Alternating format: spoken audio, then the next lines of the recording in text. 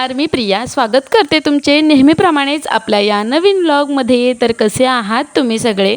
मी अपेक्षा करते की तुम्ही सगळे नेहमीप्रमाणेच मस्त आणि मजेतच असाल। तर शुभ सकाळ तुम्हा सर्वांना। सकाळ सकाळची वेळ आहे आणि माझे इथं म्हणजे लवकरच आज जरा उठलेली आहे आणि तसं पण आहे ना, आता सध्या मुलांना सुट्ट्या पडल्यात ना, तर लवकर उठणं काय होत नाही आणि म्हणजे टिफिनची वगैरे काय गडबड नसते ना, त्यामुळे लवकर उठणं माझ्याच्यानं तरी होत नाही। आणि गरमी पण सध्या इतकी आहे ना, त्याच्यामुळे रात्री पण झोप येता पण बराच टाईम लागतो आणि पहाटे 3-4च्या वेळेला तर इतकी झोप म्हणजे गाढ लागते ना, की म्हणजे सकाळी लवकर उठायची इतकी काही इच्छाच होत नाही अजिबात। तर बघा इथं आज जरा लवकरच उठलेली मी, मस्त अशी फ्रेश वगैरे झाली, केस वगैरे आज धुतलेली मी आणि इथं देवपूजेला लागलेली बघा। देवपूजा म्हटली की सुरुवात माझी उंबरठा पूजनच होते। तशी तर माझी मी फक्त देवपूजा म्हटलं तर उंबरठा पूजन, तुळशी पूजन आणि म्हणजे टाईम मिळेल तेव्हा मी उपासना वगैरे करते। सकाळच्या सर्व कामावर आल्यानंतरच मी उपासना करते, कारण सुरुवातीलाच लगेचच आपलं ही तुळशीपूजन वगैरे झाल्यानंतर उपासना करायला बसली ना, तर मग सकाळचा ब्रेकफास्टला वगैरे टाईम होता, त्याच्यामुळं मग मी सर्व माझी कामं आवरल्यानंतरच उपासनेला बसते।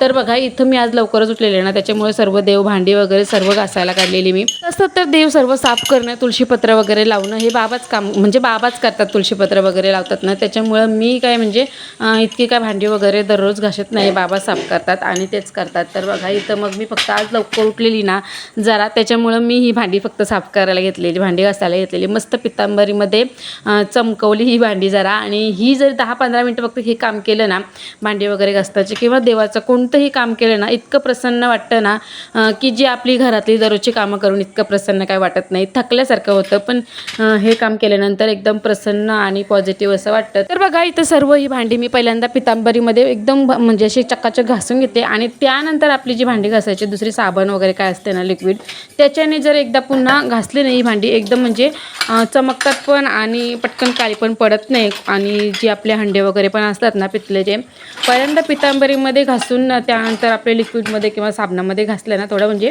थोडा जास्त वेळ चमकतात, भांडी चांगली राहतात। तर मी तरी नेहमी तशीच करते, त्यामुळे देवांची म्हणा किंवा जी दुसरी पितल्याची भांडी आहेत ना आपली, ती जरा जास्त वेळ म्हणजे सारखी पण घासायला लागत नाहीत आणि देवांची झाली तरी पण आपण दररोजच घासतो, पण इतर दुसरी भांडी हंडे वगैरे जास्त वेळा घासायला लागत नाही, एक दिवस आड घासलं तरी चालतं। एकीकडे मी ही जरी देवांची भांडी वगैरे घासत असली ना, तरी दुसरीकडे माझ्या मनात चालूच होतं की कायचं बनवायचं, ब्रेकफास्टमध्ये नाश्त्यामध्ये काय बनवायचं। आता तसं पण आहे ना, म्हणजे चपाती मी जास्त करून चपाती, आता जशी मुलांना सुट्ट्या पडल्यात ना तसे चपात्या मी बनवतच नाही, म्हणजे एकदा शाळा चालू झाल्या ना त्यांच्या मग त्यांना म्हणजे टिफिनला चपात्या वगैरे लागतात। आणि आता गरमीचे दिवस तर इतके चालू आहेत ना सध्या, तर गॅसजवळ जास्त वेळ राहण्याची इच्छाच होत नाही मेन म्हणजे, आणि तर चपात्या बनवायच्या आणि त्यानंतर मग त्या इतक्या पूर्ण भाजस्तोपर्यंत गॅसजवळ राहायची काही हिंमत होत नाही। मग मी पटकन असं शिरा उपमा, काही कांदेपोहे वगैरे किंवा चहा बिस्किट असंच काही ना काही, आता सध्या तरी आमचा सकाळचा नाश्ता चालू असतो, पण आता माझा म्हणजे डोक्यात होतं की म्हणजे काहीतरी शिरा वगैरे काहीतरी बनवावा। आणि तर मी दूध पण लगेच सांगितलेलं काव्याला आणायला। आणि मग एकीकडे मी म्हणजे भांडी देवपूजा वगैरे माझी इथं झालेली, तुळशीपूजन वगैरे माझं झालेलं बघा, आणि त्यानंतर मग मी इथं दूध गरम करायला ठेवलेलं, एकीकडं रवा पण निवडून घेतला व्यवस्थित असा आणि मग शिराच बनवायला घेतलेला। आता बनवायला जरी मी शिरा घेतला असला ना, तरी पण काव्याला शिरा जास्त काय आवडत नाही, जी अंशला आवडतो, आम्ही सर्वांना घरात आमच्या शिरा आवडतो, पण काव्याला आवडत नाही, तिला जास्त करून गोड पदार्थ आवडत नाही काव्याला आणि तिच्या पप्पांना, पण तिचे पप्पा काय आता घरात नव्हते, ते लवकरच जातात ना रिक्षावर, त्याच्यामुळे ते काय घरात नव्हते, म्हणजे त्यांचा काय प्रश्न नव्हता। पण काव्यासाठी मग मी काहीतरी चहा बिस्किट वगैरे देणार होती, जर खालास तर खाल्ला तिने, नाहीतर मग चहा बिस्किट वगैरे तिला देणार होती। मग मी इथे शिराज बनवायला घेतलेला असं। तर बघा आता सध्या तरी आहे ना, म्हणजे बरेच दिवस झाले माझा रेग्युलर व्हिडिओ काय येत नाहीत, कारण आहे ना म्हणजे इतकं काय स्पेशल असं होत पण नाही, टिफिनचं वगैरे रेसिपी वगैरे पण काय होत नाही, आणि ब्लाऊज वगैरे शिवायची होती माझी, पण आता सध्या लग्न सीझन नाही त्याच्यामुळे थोडी शांतता आहे। पण जो तक्वा मला ब्लाऊज शिवून आलेला ना, तो मी थोडा म्हणजे आता मी किती दिवस आहे ना मशीनवर अशी बसलेच नाही कपडे शिवायला, कारण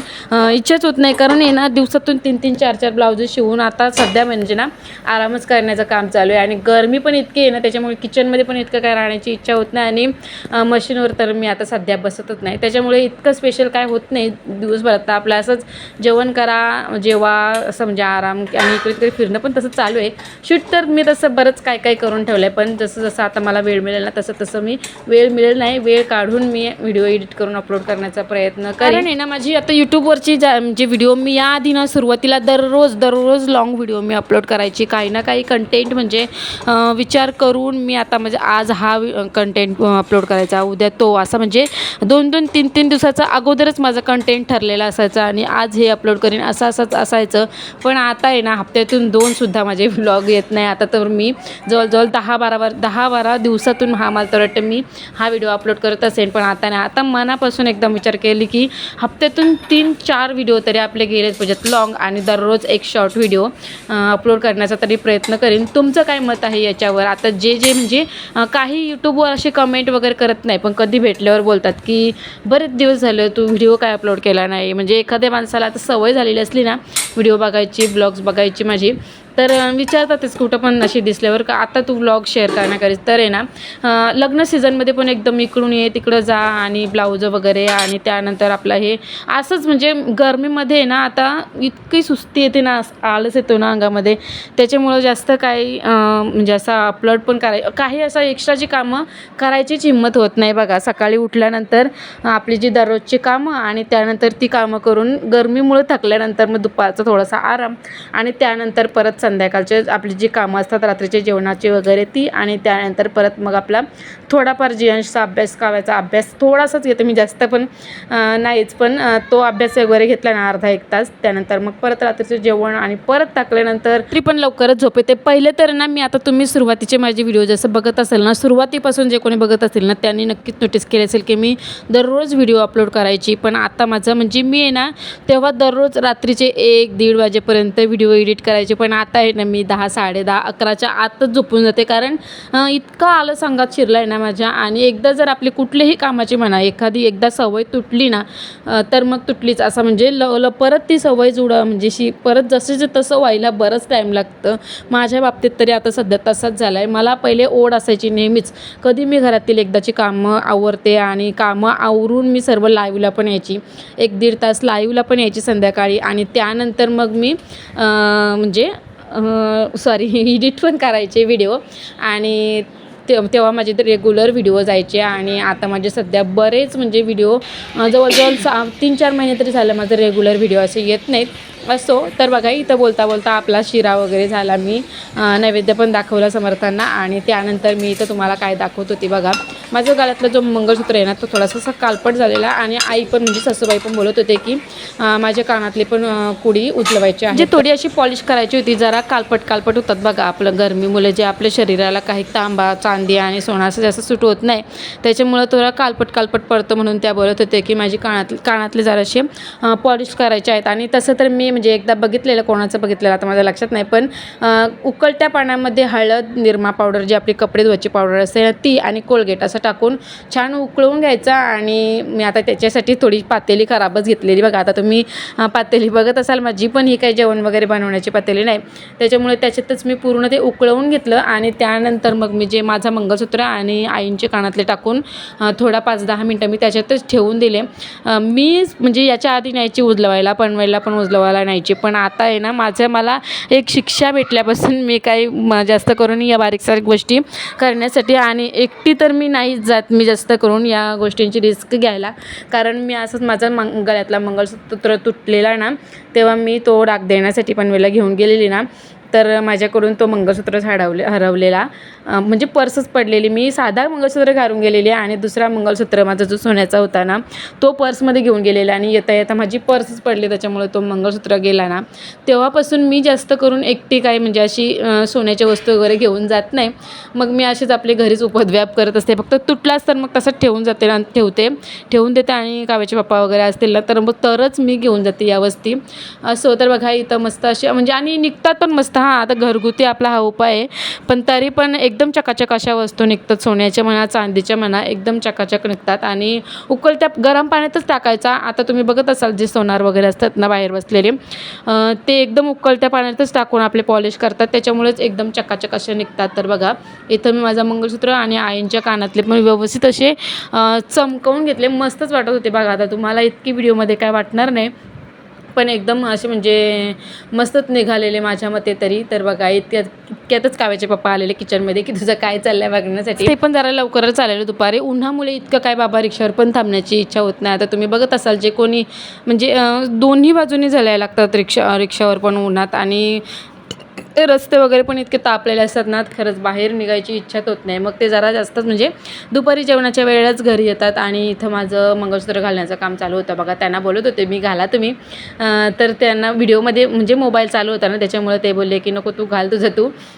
तर बघा इथं माझा मी मंगळसूत्र घातला आणि त्यानंतर आईंचे पण कानातले घालायला घेतले. आणि इकडे बघा हॉलमध्ये दिवसभर मुलांची TV मोबाईल चालूच असतं. किती जरी त्यांना आपण ॲक्टिव्हिटी करून कॅरम आणा, सबसिडी आणा किंवा कितीही म्हणजे असं वेगवेगळे आपण खेळणी वगैरे दिली ना, तरी पण त्यांचा थोडा वेळच त्या खेळण्यावर असतो आणि बाकीचा वेळ त्यांचा मोबाईलवर आणि असं इकडे तिकडंच असतं. आणि सध्या आता दिवसभर आमची TV चालूच आहे आणि TV बघता बघताच मग आई पण बसलेले तिथं ना, मग त्यांच्या तिथंच कानातलं घालून घेतलं मी, कारण त्यांना म्हणजे इतकं काही जास्त म्हणजे त्या बोलत होत्या की तूच घाल माझ्या. आता मला पहिल्यासारखं काही जास्त जमत नाही, उगाचच राहिला स्क्रू मागचा सैल वगैरे तर पडून जाईल, म्हणून मग मीच घालायला घेतलेला तो, कारण उगीचच नको रिस्क. कारण हल्ली सोन्याचे भाव इतके वाढलात ना, सोन्या चांदीचे भाव इतके वाढलेत ना की सोन्याच्या अंगाशी जायची सुद्धा हिंमत होत नाही. कष्ट करून जो सोना करायचा असेल ना, त्याला इतकं म्हणजे तो होईल, थोडाफार होईल, पण जितकं आता सध्या म्हणजे नाहीच होऊ शकत. जास्त करून जास्त मोठं नाही होऊ शकत, थोड्यानं थोडकं होऊ शकतं, पण नको म्हटलं मम्मीच घालते आणि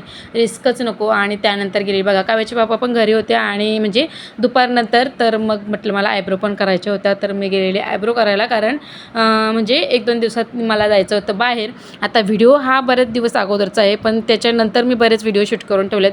कुठे गेलेली ना ते तुम्हाला पुढच्या ब्लॉगमध्ये नक्कीच बघायला मिळेल. खूपच एन्जॉय केला आम्ही मस्त. म्हणजे मुलांना सुट्ट्या पडल्यात ना, म्हटलं एक दिवस तरी कुठं जाऊन यावा, तर तिकडंच आम्हाला जायचं होतं आणि एकदम मस्त म्हणजे मज्जाच केली आम्ही. तो तुम्हाला ब्लॉग या पुढचा बघायला मिळेल. तर त्यासाठीच माझं इथं सारा म्हणजे आयब्रो तरी करून घ्यावा असा विचार चालू होता. तसं तर मी ब्लीच वगैरे किंवा क्लीनअप वगैरे घरीच करत असते जास्त करून मी, वॅक्स वगैरे, पण पार्लरमध्ये मी काही जास्त जात नाही. आयब्रो मला जमत नाही तशा, तर आयब्रो करायला पण मी गावातच जाते नेहमी. पण गावातली पण जी लेडीज आहे ना, ती आमची म्हणजे घरी नव्हती, ती तिच्या माहेरी गेलेली, त्याच्यामुळं मग मी इकडे आलेली बघा आमच्या शेजारच्या गावात. असो, तर बघा या पुढचा व्हिडिओ बघायला तुम्ही विसरू नका. मस्त एन्जॉय केलेला आम्ही. आता तुम्ही बोलाल की तू एन्जॉय केलेला, आम्ही थोडीच, पण खरंच खूपच एन्जॉय केलेला. यापुढे तुम्हीही जा, म्हणजे मस्त तुम्हाला पण मुलांसोबत छान टाईम स्पेंड करायला मिळेल आणि मस्तच वाटलेलं. नक्कीच व्हिडिओ या पुढचा बघा. असं तर बघा इथं माझ्या आयब्रो वगैरे करून झाल्यानंतर मी थोडी शॉपिंग करायची होती, तिकडं पण गेलेली, पण तिकडचं शूट वगैरे काय मी इथं घेतलं नव्हतं, कारण मग मला घरी येऊन परत जेवणाची वगैरे पण गडबड करायची होती आणि इतके काय शूट करायला मला तिकडं जमलं नाही. असो, तर मग या पुढचा व्हिडिओ नक्की बघा. चला तर मग मी हा व्हिडिओ इथे सेंड करते. बऱ्याच दिवसातून जरी हा व्हिडिओ आला असला ना, तरी पण तुम्हाला कसा वाटला मला कमेंट करून नक्कीच कळवा. चला तर मग मी हा व्हिडिओ इथे सेंड करते. भेटू नेक्स्ट व्हिडिओमध्ये, तोपर्यंत काळजी घ्या, मस्त राहा, बाय.